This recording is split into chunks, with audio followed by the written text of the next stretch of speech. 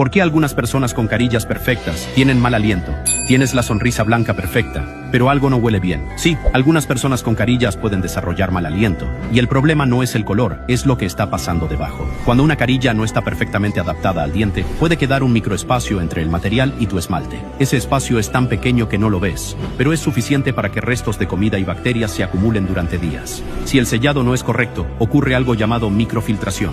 Las bacterias penetran entre la carilla y el diente, donde no llega el cepillo ni el hilo dental. Con el tiempo, ese ambiente cerrado empieza a producir compuestos sulfurados, y ahí aparece el mal olor. No todas las carillas son iguales, las de porcelana o cerámica de alta calidad son más lisas y menos porosas, pero algunas de resina compuesta pueden volverse más rugosas con el tiempo, absorber pigmentos y facilitar la adhesión bacteriana si no están bien pulidas. Si la carilla invade ligeramente el margen de la encía o no está bien contorneada, puede provocar inflamación crónica. Encía inflamada más placa acumulada igual a más